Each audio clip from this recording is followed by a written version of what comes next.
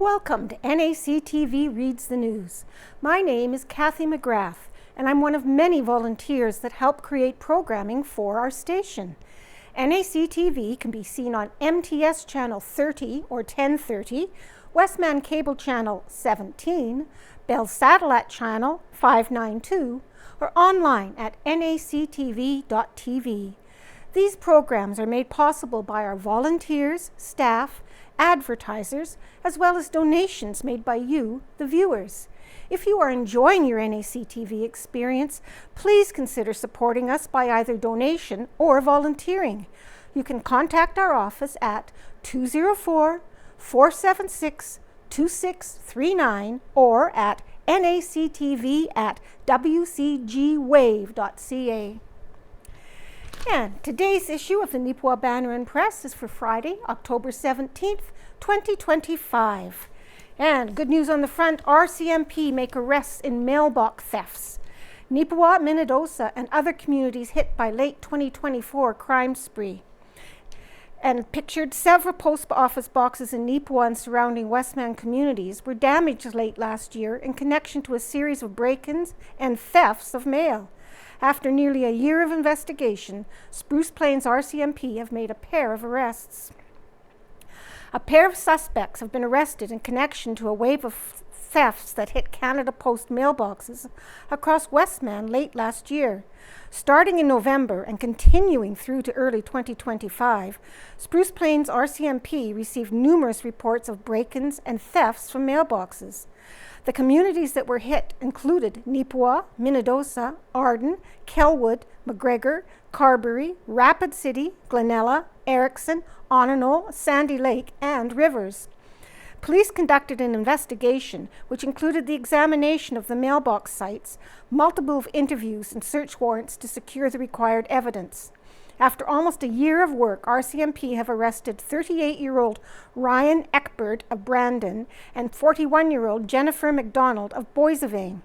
Both of the accused have been charged with 41 offenses, including multiple counts of breaking and entering, theft from mail over $5,000, possession of property obtained by crime, fraud under $5,000.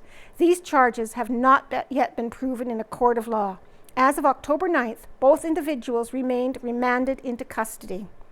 In a media release sent to the Banner and Press on Friday, October 10th, Staff Sergeant Andrew Cowan, Detachment Commander for our Spruce Plains RCMP, stated, "The investigators put a tremendous amount of work in their relentless pursuit of leads, which led to the arrest of these two individuals responsible for the numerous thefts that have affected multiple communities.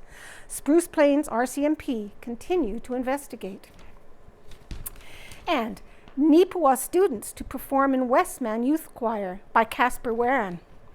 The Westman Youth Choir has hit the road for the 45th season. This choir is composed of 54 youths from across western Manitoba, which have been described as passionate, talented singers. Neepawa is well represented within the choir, as 3 Neepawa Area Collegiate Institute students are in its ranks. These individuals are Siri Warwick, Charlie Carefoot, and Marion Verdazzo. Entry into the Westman Youth Choirs by audition, and all of its members gather for 2 weekends to rehearse at Cap Wanna Comeback. It's a scary process, the 3 Neepawa students laughed. Verdazzo added, "Very nerve-wracking. We have to sing O Canada and sight read some music," Warwick explained. Each singer also had a differing level of experience with the Westman Youth Choir. For Carefoot and Verdazzo, this is a first-time experience. This tour will be Warwick's 3rd. It means so much to us that we can get together and we just sound so good. It's really great to be able to experience something like that, said Warwick. The trio also noted that it's an incredible learning experience, with Warwick expanding upon that point. There are a lot of kids that go who are really experienced with learning music and reading it, so it's a really good experience to learn that type of stuff as well, said Warwick. Now that preparations are complete, the choir is set to tour around Westman for both public and private performances. Carefoot, Verdazzo, and Warwick and their 51 fellow singers begin their tour in Verdun tomorrow. Then, after making their way to Hamiota and Strathclair, they will return to Neepawa on October 20th to perform at the Neepawa United Anglican Church. The concert will begin at 7:30 p.m. that day, with entry fees applying. For the readers of this paper in and around Brandon, a final concert will also take place in the city's First Presbyterian Church. This performance is scheduled for October 21st at 7:30 p.m. This year's choir is under the direction of Clint McLaughlin of Brandon and Kendra Obach of Stonewall, and accompanied by Danielle Gina of Brandon. And pictured, Westman Youth Choir singers Charlie Carefoot on the left, Siri Warwick second from left, Marion Vertazzo far right, pictured with the Neepawa Rotary Club President Rain Pryor, third from the left, Neepawa Legion Branch 23 President Lloyd Hall, and Neepawa Area Community Choir Representative Blair Chapman. These local groups have sponsored Carefoot, Vertazzo, and Warwick. The sponsorship will cover a portion of their registration costs. And Neepawa calls for boost in funding to Manitoba Water Services Board by Owen Devereaux.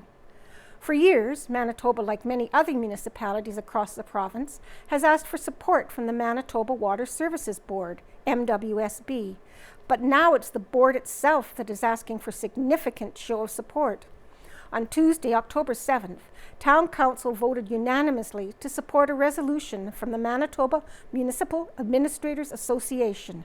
The resolution urges for provincial government to increase its annual budget to the Manitoba Water Services Boards from $24 million to $100 million. The Water Services Board helps municipalities to fund water and sewer projects through a 50-50 cost-sharing program. This process has been very, very good for Neepawa over the past decade, as it has helped cover the costs of several major water and sewer system expansions and renovations. In their letter to the councils across Manitoba, the Water Services Board noted that it had received 346 applications from 103 municipalities in 2025 for projects valued at $1.35 billion. Recognizing this issue, the town of Neepawa is joining other municipalities to calling on the province to significantly increase its funding for water and wastewater projects. Council voted unanimously in favor of sending a resolution to the province, stressing how critical it is for municipalities to stand together in their advocacy. And please note, the Beautiful Plains Community Foundation 30th Anniversary Gala is thrilled to announce its 30th Anniversary Gala on Saturday, December 6th, with doors opening at 6:30 p.m., located at the Yellowhead Center Hall. It'll field a meal and music and classic rock, doo-wop, Motown, and modern pop. And this milestone event is a chance to reflect on 3 decades of generosity, community spirit, and the impact of philanthropy in our region. And we'll continue on. Right in the Center by Ken Waddell. It's all about the news. In my role as a publisher and editor, I invest a lot of time in listening to people, writing about people and events, and studying the news industry. One of the worst things that has happened in the news industry is the 24-hour news channels, either online or on television. There just isn't enough new news to fill a 24-hour cycle. Even on the international scene, where there are wars, economic shifts, and numerous other news items, the best the studios can do is get about 2 hours a day of fresh material. To fill in the time, TV stations and online outlets rehash and rerun old material. War stories are the worst, as any TV viewer will attest. In a 2-minute story, you can see the same building being blown up 3 times. Then an hour later, it's shown all over again. Fortunately, it's not a problem in local newspapers. We have our say, and the community has their say once a week, and that's it. There just isn't enough news to have news printed or broadcast all day and all night long. Another thing that has happened is that neither the news industry nor the journalism schools are training themselves adequately in the art of news versus opinion pieces. This column is an opinion piece, and there are usually about 1 or 2 pages of opinions in our papers every week. The rest should be news and advertising. When we report in town councils or sports events, we want it to be news and not opinion, unless, within a story, a person is expressing an opinion and then it should appear in quotation marks. Newspapers need news. That's number one. And they do need opinion pieces and, of course, advertising. In our world today, it's difficult to convince people to pay for news. A recent survey in the United States stated that only 15% of people are willing to pay for news. In days gone by, local newspapers had hundreds, if not thousands, of paid subscriptions. That is becoming less common nowadays. In fact, the largest community newspapers in Manitoba are free distribution, including this paper.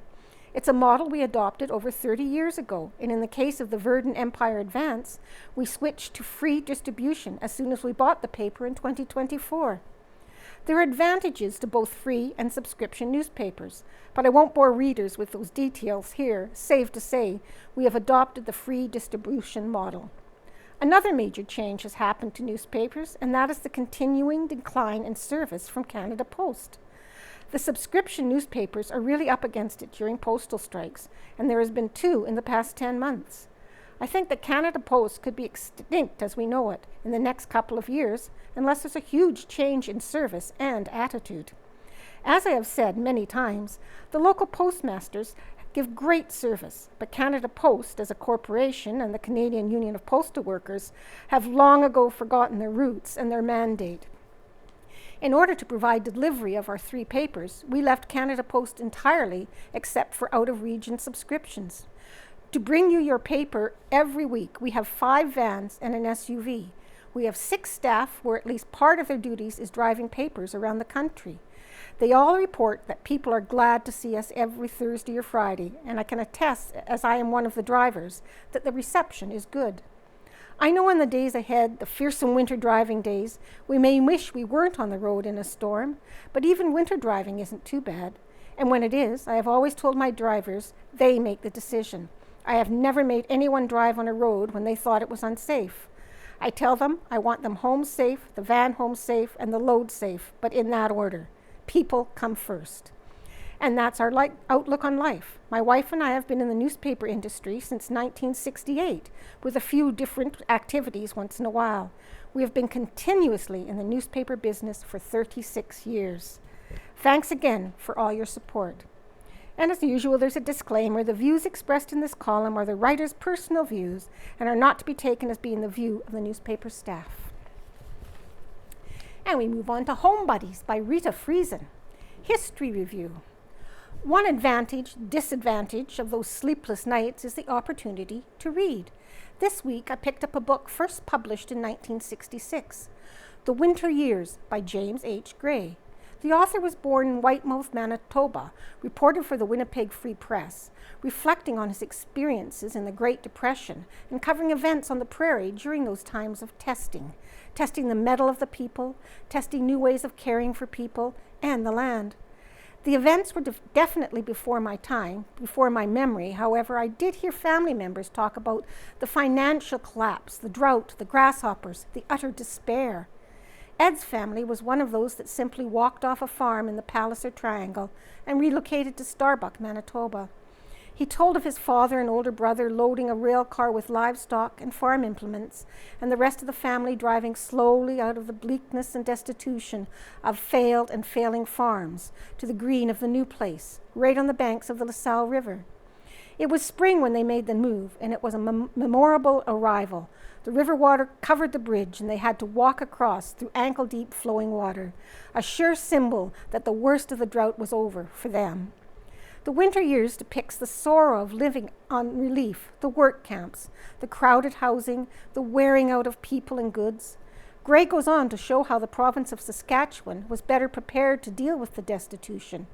There was a plan in place to provide feed for 1 cow and 2 horses at the homestead. All other animals were shipped to community pastures. As a farmer at heart, the reality that cows adapted to their new environment much better than the horses, because horses missed their owners and their home, rather hurt my heart. They returned home gaunt and broken in spirit. The book also speaks of the work of the PFRA, the planting of shelter beds, the work of deep plowing the soil contrary to the prevailing winds. I think of that aspect of farm husbandry. I come from a long line of tree planters, shelter belts, decorative and fruit trees. And then as the farm implements became so much larger, existing shelter belts were cleared to make farming easier. I pray we don't live to regret that too deeply. The organization also had a plan in place to have dugouts, ponds, dug on farms. They know the need for stored water for humans and beasts. Again, here too, we see our sloughs and lowlands carefully leveled, preventing standing water on precious farmland. I pray that we don't live to regret that too deeply. The troubling times did bring out the better in some folks. In 1931, the Canadian Red Cross sent out a national appeal for the help for the 125,000 destitute farm people in Saskatchewan. The response was staggering, particularly from Ontario. Churches became the gathering points for donations of clothing, food, sheets, and blankets. The United Church sent 135 carloads, Roman Catholics 62, Presbyterians 10, and Lutherans 8, beyond expectations and life-saving. So much to remember and so much to learn. And we move on to Faithfully Yours by Neil Stroshine, Virtual Getaways. These days, I spend a lot of time in front of a computer screen. I work from home. My days are spent researching and writing material for Sunday services, researching, writing these columns, and serving the church in several other administrative roles. Most of my days are orderly and very rewarding, but there are some days when I would give anything just to get away from it all for a while. That's when I take a few minutes for a virtual getaway. Sometimes part of a cruise along the coast of Western Norway, a flight from Vancouver to Victoria aboard a Harbour Air seaplane, or a portion of a train journey across Canada on the iconic Via Rail Canadian passenger train. These getaways may not be as fulfilling as being personally aboard the ship, plane, or train, but the images are vivid and the sounds realistic. They allow me to escape for a while, to imagine myself somewhere other than at my desk. These getaways are not a waste of time. My work still gets done, only faster and with greater clarity and accuracy. My virtual getaways aren't always on cruise ships, aircraft, or trains. Sometimes I travel with content creators to parks, cafes, historical sites, and museums. Some trips cover filming locations for movies or TV shows, or we may visit the final resting places of people whose words and work help to change our world and its people. Most virtual getaways are to places that I will never be able to visit in person. The cost is prohibitive, and the risk of international travel is not something I am prepared to take right now. But every virtual getaway reminds me of truths that are easy to forget. First, beauty and majesty can be found everywhere in God's creations, and it is given to all of us to enjoy. It can be found in the delicate bloom of the spring's first crocus, in the majesty of massive trees, in the wildlife that lives in marshes, forests, and river valleys, and in the people who live and work in our communities. Sometimes we have to look closely so that we don't miss the hidden beauty we can see before us. Second, the rugged mountains and massive canyons remind me that the world was here long before we arrived and will be here long after we are gone. We are temporary residents in a house that has been standing tall and strong for thousands of years. Third, the age of the earth reminds me that we do not own what we think we own. Everything we have comes from the earth. The Bible reminds us that we are all under the same sentence. Dust you are, and to dust you will return. Genesis 3:19. The raw materials for the things we own, houses, vehicles, furnishings, technology, etc., come from the earth. And when those items wear out or are broken beyond repair, they will be reduced to the elements from which they were taken. What can be recycled will be. What can't be will be returned to the earth. None of it will follow us into the life to come. So these days, when I take my virtual getaways, I remember the truths written above and ask for the wisdom to care for the small part of God's creation entrusted to me. My hope is to leave it better than I found it, so that whoever inherits it from me will enjoy it as much as I enjoy it now. And changing subject, the Gladstone Cattle Market Report by Blaine Houston. It was another hot sale this week. We sold 1,543 head of cattle through the ring in Gladstone on Tuesday, October 14th. Here's a look at our butcher prices from last Friday's sale. D1 and 2 cows, $225 to $240. D3 older cows, $175 to $200. bulls, $2.25 to $2.48. Here are some market highlights from the October 14th sale. 14-pound black 855 steers bought $5.24 a pound, or $4,480 a head. 11 fancy Charolais steer calves came in the ring weighing 619 pounds and cash in at $651 pound, or $430 per head. $4,030 per head. 6 black 573-pound black exotic steer calves stamped the ticket at $691 a pound. That's $3,960 a head. On the heifer side of things, 5 black heifer calves weighing 682 pounds bring $551 per pound, or $3,760 per head. Charolais heifers weigh 514 pounds and fetch $7.115 per pound, or $3,657 per head. 4 Charolais heifer calves weighing 439 pounds bring $753 a pound, or $3,306 a head. Plainer type cattle are still seeing some discounts. As you can see, the market was powerful yesterday in Gladstone. On our October Tuesday sales are on all full, along with the November 4th. We have added a feeder sale to our butcher sale next Friday, October 24th. And thumbs up, thumbs down. Thumbs up, thanks to Caleb and Jazdu of Patient Transport Services. Stretch your ambulance for their support and assistance, from John Drinkwater of Neepawa. And a big thumbs up to the Neepawa Bay Hill Inn for the great price service you provide us, tasty continental breakfast, and comfy stay. You are great. We will definitely back next trip to Neepawa. Tanis Winslow of Bruderheim, Alberta. And letters to the editor. This is from Ken Pishko, Portugal, formerly of McCreary, Manitoba. Mail should be essential. Oops, sorry. I agree with much of Ken Waddill's article regarding Canada Post, October 3 edition, seeking reliability. Print is essential, but the internet has its place as well. In years past, specifically 1972, it took 2 months for my money to come from my bank in June, NSW Australia, to a bank in Dauphin, and they did not have the ability to send it to the Royal Bank in McCreary. Now the internet allows it to happen in 2 days. On October 3rd, I did the paperwork remotely from Portugal to send euros from my Steinbach Credit Union account to my bank in Portugal. On October 7th, it was in my bank account in Portugal. 2 business days, not 2 months like in 1972. On the other hand, legal documents must be sent by courier or by Canada Post. There are varying results. This summer I received legal papers in a timely manner, but they were sent from Ottawa to me in McCreary. But Canada Post still has not delivered a large certified check from McCreary to Winnipeg that was sent on September 2nd. If it does not show up then, that certified check becomes stale dated in late February 2026 after 6 months. Quite the pain, as neither the check issuer nor myself can access those funds, a few $1,000s, because the check is certified and Canada Post has stuck it somewhere. Of course, Canada Post is not accountable for lost mail, not even registered mail. That certified check was sent by ordinary mail, just like the government checks are sent. So yes, the mail should be considered an essential service, just like police service and medical care. But we all know that that is not like in rural Canada. The option? Complaining is not enough.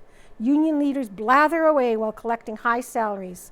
CP employees can do nothing. So now what? You, dear reader, must exert political action on our sometimes deaf political leaders.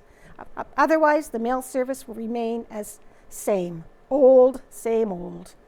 Again, from Ken Pachisco of Portugal. And Olive Helen's Kitchen, Helen speaks of lunchtime. You have company coming for lunch. You want to impress, but you also want to serve something you won't have you tied up in the kitchen for hours. A tuna melt is an ultimate mashup of 2 comfort food favorites, a buttery grilled cheese sandwich and creamy tuna salad. Pair this sandwich with a cheese soup featuring a blend of cheddar and mozzarella cheeses. It's perfect for a cozy lunch. Add a hot fudge pudding that will sweeten the ending to your luncheon. The decadent hot fudge sauce literally creates itself while baking in the oven. And she includes the 3 recipes for a tuna melt sandwich, Canadian cheddar cheese soup, and hot fudge pudding. And Your Listening Ear by Delcy Martin. Teachers don't just teach subjects. I remember walking through a sunlit forest with a feeling excitement to be in the open air and free of the classroom. I was in grade 6 and fortunate to be in Mr. McAdams' class, a teacher who was known for his nature hikes. By the end of that school year, I had participated in a class trip to Ottawa, could identify multiple types of ferns, and had a growing passion for taking care of the environment, all thanks to him. I kept in contact with him into my university years. He was my favorite teacher at the time, and over 10 years after his death, I still think of him. The story of my favorite teacher isn't unusual, and I bet when you think about it, you have a story or two about your favorite teacher. Teachers are absolute gems who have impacts that span across generations. A teacher's words are carried well into adulthood. Teachers are the builders of an adult's brain. They don't just bring facts to the table, they also teach invaluable life skills like empathy, negotiation, curiosity, and confidence. Teachers model for students how to listen, how to speak respectfully, and how to collaborate. These are foundational skills for any adult relationship. A calm teacher in an insane classroom gets a first-place medal in self-regulation and empathy, skills that the students see and internalize. Teachers are nurturers of critical thinking. They show us how to weigh evidence and make informed choices, essential skills for good decision-making. They guide classroom discussions about fairness, kindness, and diversity, shaping the literal future of our civilization. Teachers are playing the long game. There's no guarantee for them that the endless hours of work they put into lesson planning will have an impact on their students. For many, they may have to wait for years to see their impact on a student's life. They put so much faith into their careers and clearly do the work because they love the work and the students. I watched my father-in-law continue to teach well after your typical age of retirement, and I know with 100% certainty he continues to teach for the extreme love of his career and his students. As I enter my first year of teaching, I only hope that I have that level of passion when I am in my senior years of teaching. Teachers are masters of adapting. From new technologies to curriculum changes to classroom changes to new social norms, teachers are constantly pivoting, usually without any extra support, to meet students where they are at. Need to know what riz or skibidi mean? Ask a teacher. Need to know what the latest TikTok trend is? Ask a teacher. Teachers don't just know the curriculum that they are teaching with your kids, they know your kids and care for them deeply. The invisible labor that is done by teachers is truly remarkable. Teaching is not just the act of standing in front of a classroom and spitting out facts. What's behind it is hours of lesson planning, grading, emotional support, conflict management. Have you thanked a teacher lately? If you haven't, I want to challenge you to thank a teacher for all that they do. It will warm their heart and remind them of just how important they are. Teachers don't just teach subjects, they teach life. And we have the Neepawa Town Council Review from Tuesday, October 7th by Owen Devereaux. The town of Neepawa had its first council meeting of the autumn on Tuesday, October 7th. Some of the notable items that were up for discussion included councillor reports. Murray Parrott has noticed an issue related to residents pushing their leaves into the gutters and curbs along the roads. He asked residents to take pride in their town's appearance and to collect their leaves. Dave Clark provided an update on the most recent Yellowhead Centre board meeting. He said the facility has had a few issues with the pumps to start off the year and that they are keeping an eye on. On a positive note, Clark also noted that the rentals for both the arena and hall are at full capacity until the end of December. As well, the Yellowhead's annual general meeting has been scheduled for October 23rd. The general public event is invited to attend the event, which will take place at 7 p.m. at the Yellowhead Centre. Yvonne Sisley offered a reminder that the annual What's the Big Idea event is occurring on Thursday, October 16th. There are 6 business pictures set for this year's event, taking place at the Neepawa Legion. As well, the Westman Youth Choir will perform in Neepawa on October 20th at the Anglican Church. There are 3 Neepawa-based individuals who are members of this year's choir. The Art West Traveling Art Gallery will also be at the Neepawa Public Library on October 27th.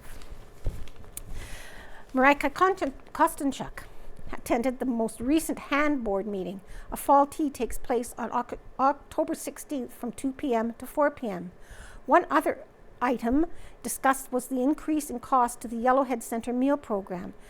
due to inflationary pressures, the cost will have to increase from $11 to $12. This is a 6-month notice, so the increase will occur in April. Jason Nadeau shared details from the most recent Westman Regional Library Board meeting. A vote on the budget for the new year will take place in November. Nadeau also attended a Westlake employment meeting. The latest services contract with the provincial government is being negotiated and finalized. Manager of Operation, Denis Saquette informed members of council of a few notable projects and their progress. He shared that the 2nd Avenue water and sewer renewal between Hamilton and Mill Street is proceeding as expected. They hope they won't see the problems they have seen in the past. He added that they are waiting for final water tests to remove the temporary boil water advisory in that area.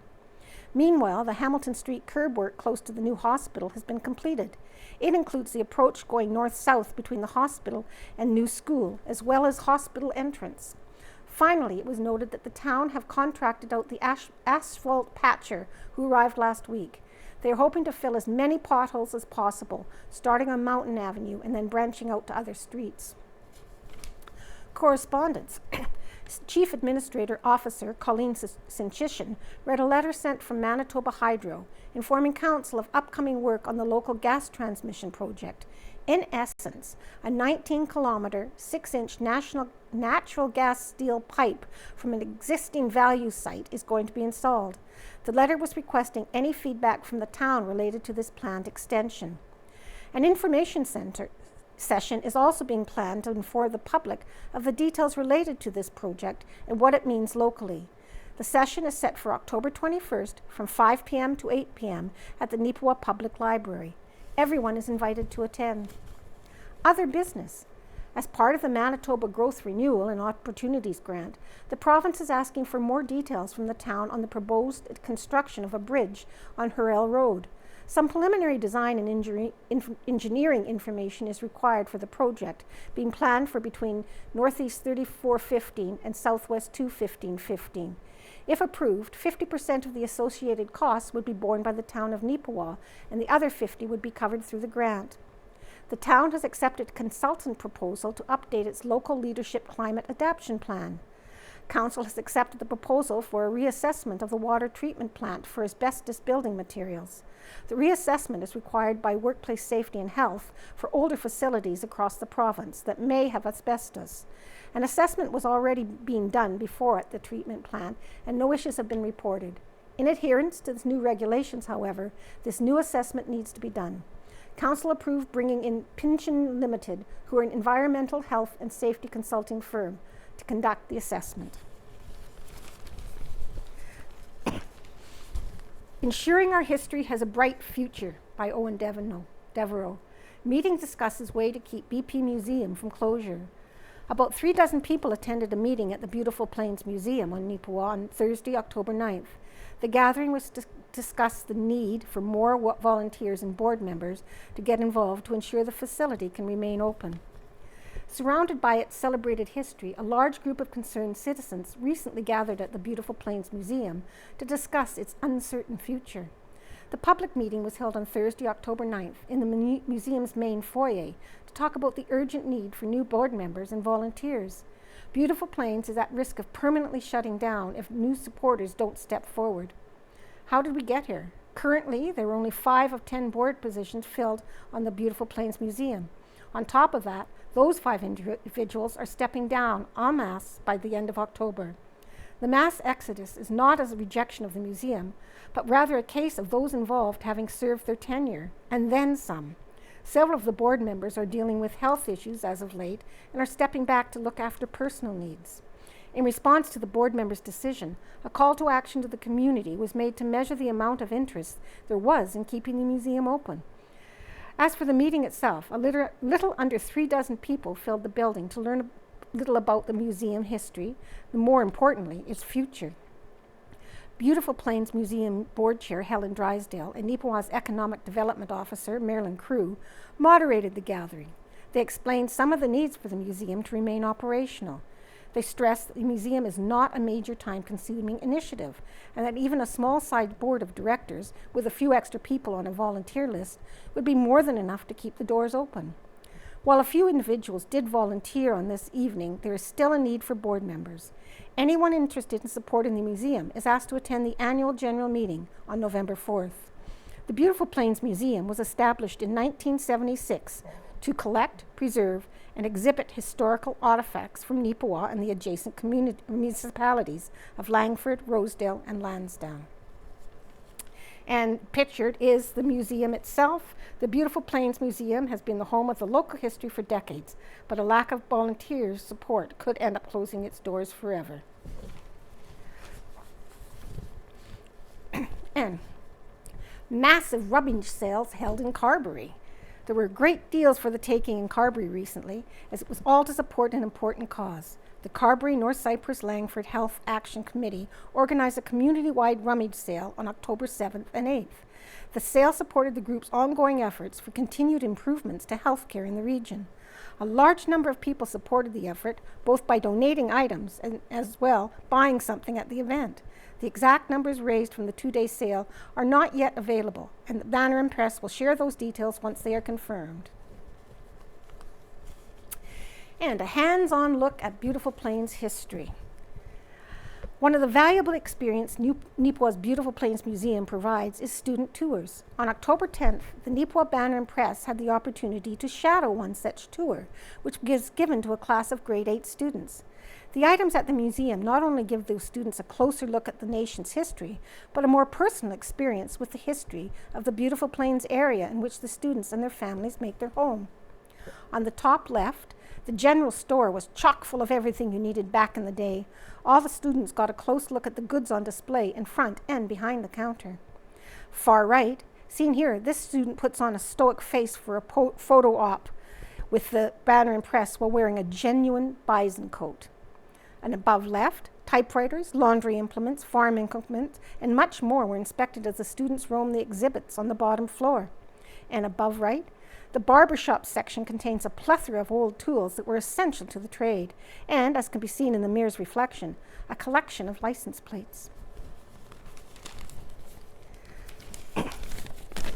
And Western Manitoba getting a visit from the CPKC holiday train this December by Joshua Jackson, and pictured the Canadian Pacific Kansas City Railway's holiday train, pictures it was seen in Neepawa in 2023. The train has made a number of stops in Neepawa for the holiday season and will make a return once again for 2025. It arrives from 2:30 to 3 p.m.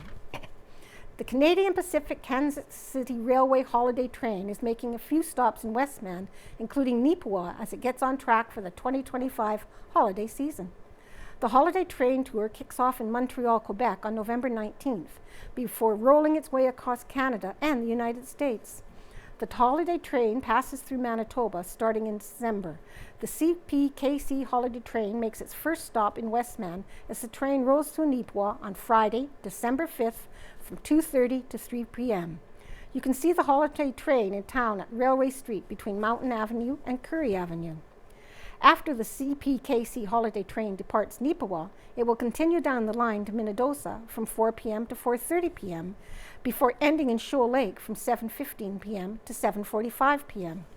The holiday train in its 27th year is free for you to attend, but CPKC donates to the local food bank at each stop and encourages all attendees to make a monetary or food donation.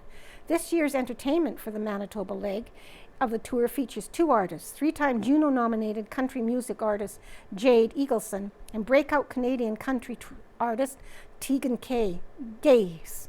In total, across the holiday train tour, there are 196 live music shows in 6 provinces and 13 U.S. states.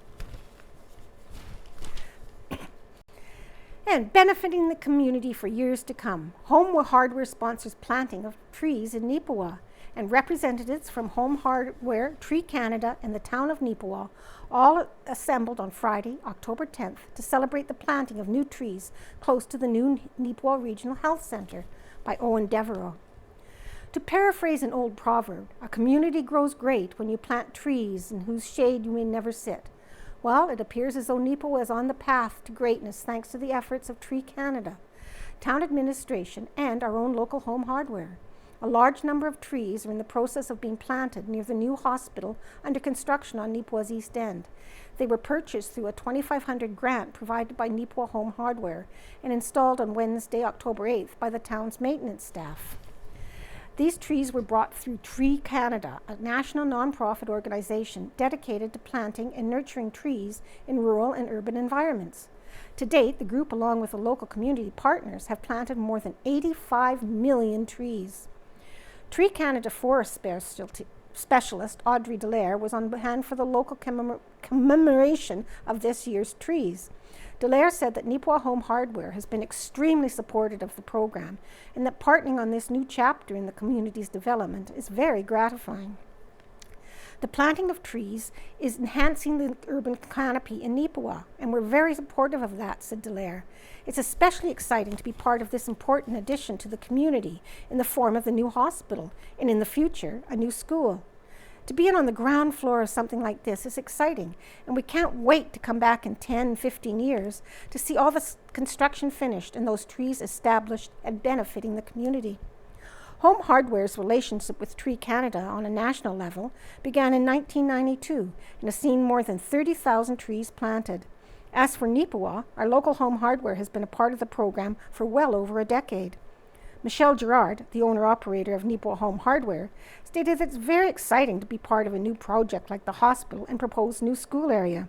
Being able to donate towards the creation of some new greenery in the area, it makes it seem a little bit more.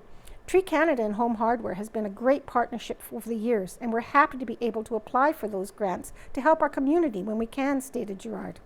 We're hoping to have more next year. There are lots of trees planned for this area, so we'll donate to this area again next year, and then maybe for the next few years until we get a good green space going out here. Neepawa's manager of operation, Denise Saquette, explained to the Banner and Press that the trees will be distributed along several new roads and walkways currently being constructed. He noted this will create a nice visual pathway in the area for local residents for years to come. And we're into sports. Titans seek redemption after tough week by Joshua Jackson. And pictured, after losing 7-1, Neepawa will look for vengeance against the Niverville Nighthawks on October 19th in Manitoba Junior Hockey League action. The Neepawa Titans are hoping to shake off a rough week in the Manitoba Junior Hockey League after sustaining a pair of losses in back-to-back nights. The Neepawa Titans played host to the Niverville Nighthawks on October 10th. The bounces were not in the Titans' favor as Niverville would capitalize just 38 seconds into the game and pummeled the Titans 7-1. The Titans' lone goal came from Ty Kirk, assisted by Keenan Skrupa in the second period. Matthew Michita would stand in net for the Titans, stopping 29 of 36 shots. Although the score was not in favor of the Titans, one thing that stood out was the team's penalty kill, as Niverville went only 2 for 5 on their power play. The Titans then hit the road to Verdun on Saturday, October 11th, for a tilt with the Verdun Oil Capitals. The Neepawa Titans would find themselves down 3-0 with 8 minutes remaining in the first period of the play. Newly signed Tyler Wombold would add his name first as a Titan, as the Oil Capitals held a 3-1 lead after the first. The Titans would attempt a comeback with a goal from Keenan Skrupa, assisted by Owen Durgan and Cooper Kasprick, and a third period goal courtesy of Sebastian Hederich, also getting his first major MJHL goal, assisted by Talon Wallace. 2 goalies would take the net for the Titans as Alex Myers played the first 20 minutes, allowing 3 goals on 13 shots. Zach Burley would take the reins for the rest of the games, saving 21 of 24 shots. The Titans sit 4th in the MGEU West Division with a 3-6 record. The Neepawa Titans have a week off to regroup before their road stretch continues. Neepawa look for vengeance against Niverville Nighthawks on October 19th, before taking on the Winkler Flyers on October 21st.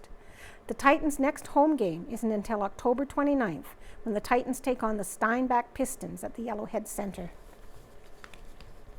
And the Neepawa Titans tweak roster, bring back a familiar face by Joshua Jackson. The Neepawa Titans were scouring the mark as they looked to bolster their forward core. The club signed forward Tyler Wombold and reacquired Talon Lewis. Tyler Wombolt is a Thompson-born forward who played with the Norman North Stars of the Manitoba Under-18 AAA Hockey League last season, where he amassed 30 goals and 67 points, along with 71 penalty minutes in 45 games. In Wombolt's debut as a Titan, he would make his presence known as he would add a goal in a loss to Verdun.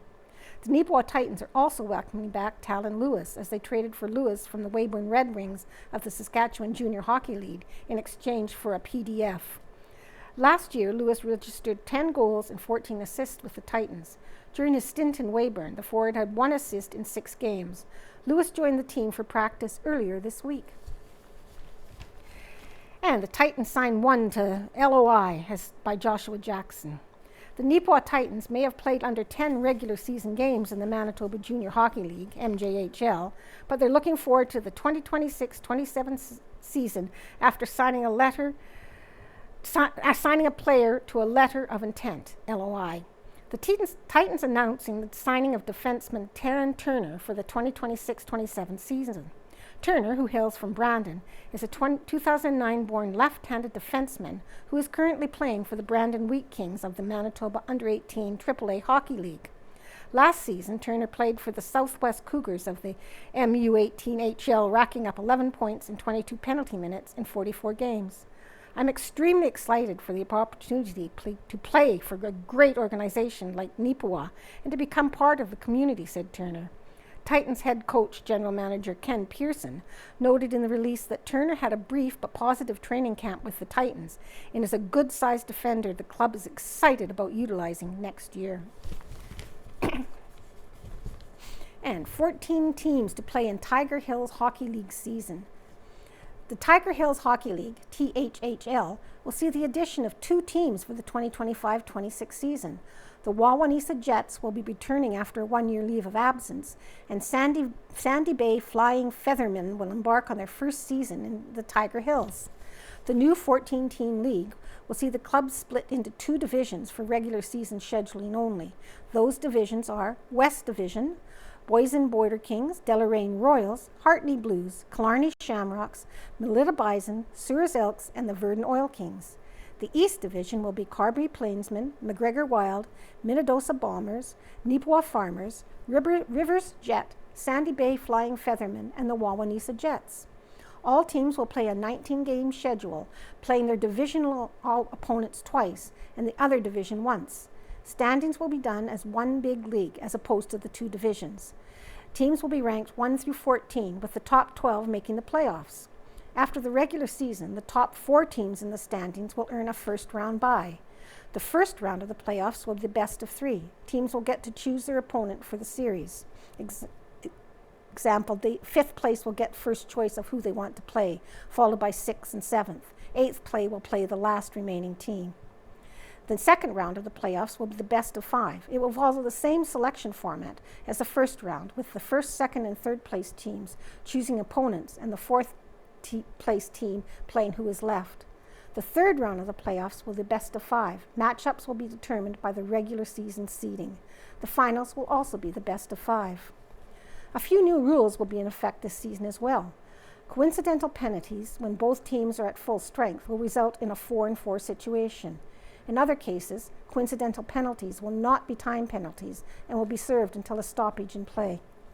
After 4 penalties and icings, the offensive team's center gets to choose which side of the face-off will take place.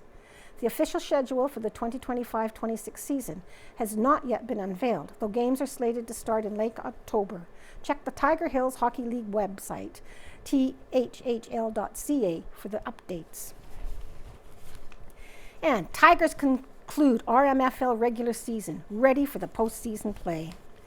Neepawa Tigers closed out their RMFL regular season schedule in Winnipeg against the Transcona Nationals last weekend. Neepawa was defeated in this game 24-19. With the result, the Tigers conclude the regular season with a 5-1-0, which is good enough to secure first place in the Murray Black Division. Next for Neepawa is the playoffs and a game versus the Park West Outlaws. Opening kickoff is set for Saturday, October 12th at 12 p.m. at Neepawa Collegiate Field. And pictured, the Dairy Queen Neepawa players for the week week 6 were Lexon and Keegan, here pictured with coach Lucas Clark. Neepawa Connects new volunteer program is bringing friendship to to seniors. Joshua Jackson.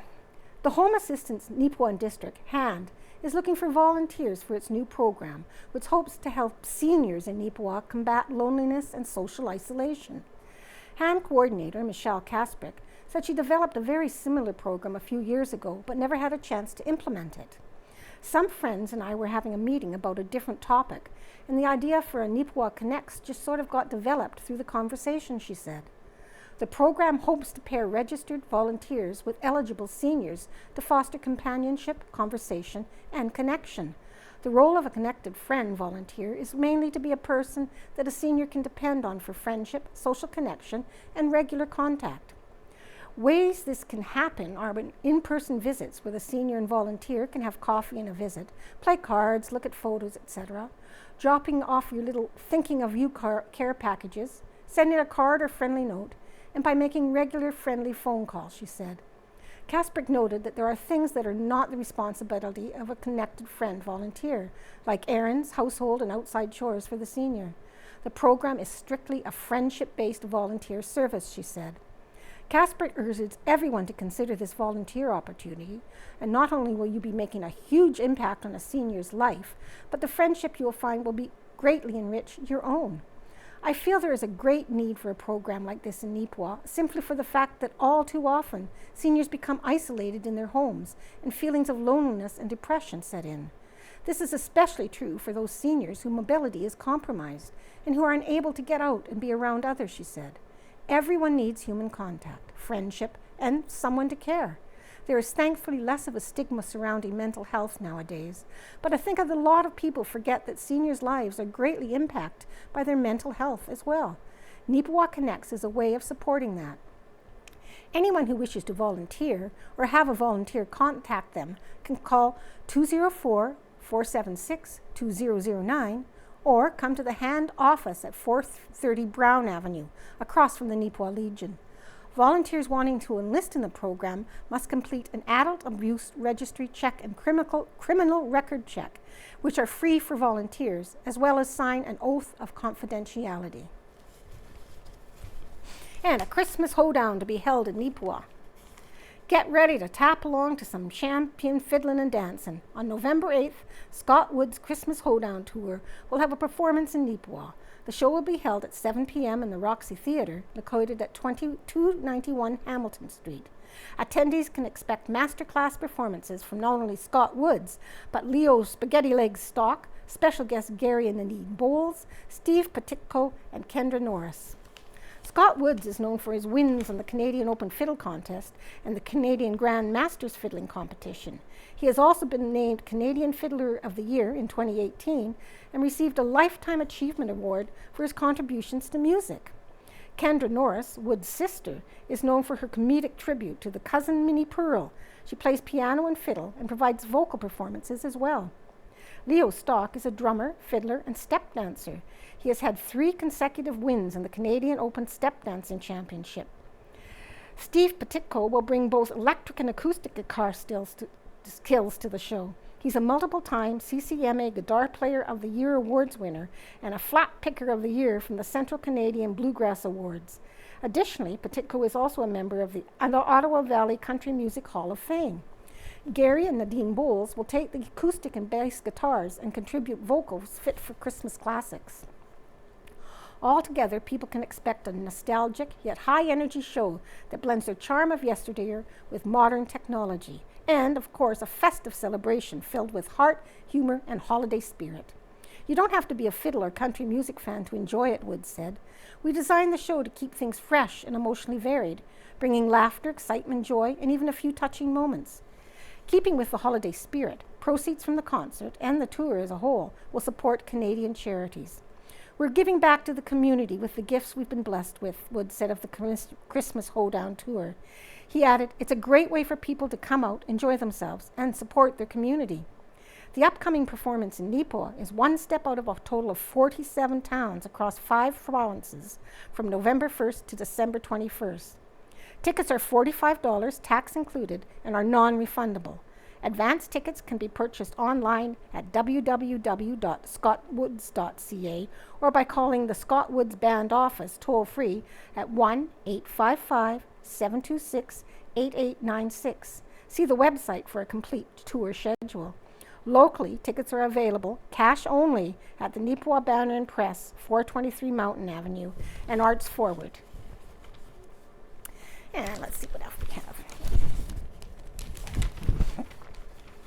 And the puzzle competition held in Neepawa. The Ravensburger Puzzle Competition in Neepawa had a warm reception October 11th. Hosted in partnership between Hidden Hollow and Arts Forward, the competition welcomed puzzlers of all ages and abilities to participate in either teams of 2 or family teams of 3 to 4 people. There were a total of 18 teams participating, with 14 teams completing their 500-piece puzzle with 2-hour time limit. Note, a full story on this year's event will be available in a future edition of Neepawa Banner and Press. Top left, Amy Rutledge of Winnipeg and Kirsty Williams of Brandon took first place in the doubles. Their competition time was 31 minutes and 17 seconds. Congrats, team Eat Our Puzzle Dust. Top right, team Not Last, hopefully, secured first place in the family competition with a time of 47 minutes and 56 seconds. Congratulations to Carrie Braden left, Riley Brown middle, and Mackenzie Brown right. And pictured white, one of the day's many teams, is seen here exercising a masterful focus as they near their puzzle's completion. Just a few more spots. I was there. It was a lot of fun. Even though I didn't finish my puzzle, I enjoyed it immensely. And down here in the bottom corner, do you know them? At the Neepawa Banner and Press, we came across this picture, but have lost track of who these people are. Can you help? Please phone us at 204-476-3401 or email Casper at newsroom@neepawapress.com. The back of the photo had the writing Bernie, 1941. And paving the way on Neepawa's Mill Street. The road resurfacing on Neepawa's Mill Street was seen to be making further progress this week. Asphalt was being placed and leveled and seemed to be on track for a favorable completion date. And resurfacing at Safeway. There's paving trucks all over town of Neepawa, including the Safeway parking lot. For a couple of weeks, the store parking lot has been dug out, ground cloth and drainage installed, and now the blacktop is being laid down. The work is being done in 2 stages, with the west portion nearing completion. The work crew had to keep up lot functional all through the construction process for daily deliveries to the warehouse. And comedian Matt Falk to open the Kaleidoscope concert, and submitted by Kaleidoscope. Comedian Matt Falk opens the 25-26 Kaleidoscope concert season on Friday, October 24th at 7:30 p.m. Matt returns to Neepawa after a 2-year absence with fresh and funny stories. If you saw him in 2023, you'll remember his hilarious family-friendly show. His entertaining anecdotes and relatable storytelling kept the audience in stitches, and this year's show will be another unforgettable experience filled with laughter and joy. Opening for Matt is local singer-songwriter Vince Andrushko. Vince's bluesy guitar style and engaging voice, overflowing with style and character, will hold you in its thrall. Sometimes funny, sometimes poignant, always entertaining. Vince's songs and stories will stay with you long after the evening's over. Gather your friends and get your tickets for this fantastic evening of comedy and music. And be sure to mark your calendar for December 12th, when Don Amiro will be at Arts Forward. Don and a few bandmates will perform his brand of soulful country music along with some Christmas classics. Stay tuned for further details. And signs of fall. Great gourds! It was a bountiful harvest at Bill and Betty McLaren's garden, as plenty of pumpkins were gathered before the frost hit. And I don't know if you can see it here, but there is a half-ton truck full, as well as a loader coming with another load. That is a lot of pumpkins. And we'll just move on to Looking Back by Casper Wareham. 125 years ago, October 1900. Mecowin. Prairie chickens are quite plentiful in these parts, and local sports are taking full advantage in consequence. Those young men who amuse themselves Sunday afternoons by target practice should find that more secluded spot than the occupied last Sunday. If they must have the sport and can indulge in no other day, We should suggest that they get further from town where there will be less danger of a stray bullet finding a human's billet. 100 years ago, October 1925, McCreary. Word has been received from F. Greisch, our local barber, who went to Saskatchewan to look after his crop that has rained and snowed so much that he is unable to come home by motor car. 75 years ago, 1950. Neepawa's population rose sharply on Saturday when some 250 Shriners and their wives and about 70 members of the Winnipeg Junior Chamber of Commerce paid a one-day visit. The Shriners, together with their pipe and bugle bands, created a terrific stir among the local youngsters when their souped-up Model T appeared in gay shrine colors, completely equipped with a gong, a variety of horns, and even a siren. 20 members of the Neepawa Ladies Golf Club gathered at the home of the president, Mrs. J.W. Bradley, Friday afternoon to bid farewell to Mrs. F. Warren, who is leaving Neepawa. The atom-packed Winnipeg Blue Bombers are scheduled to visit and play in Neepawa on October 26. They'll not meet a local team, but their plays will be on film. Present in the flesh will be one of the coaches and possibly 2 or 3 of the outstanding players. The Privy Council today sustained judgment by the Supreme Court of Canada, which declared the sale of margarine in Canada is a matter of provincial jurisdiction. The decision by the Judicial Committee of Privy Council came as a climax to a long, hard-fought battle over whether the manufacture, sale, and distribution of margarine should be made legal in Canada.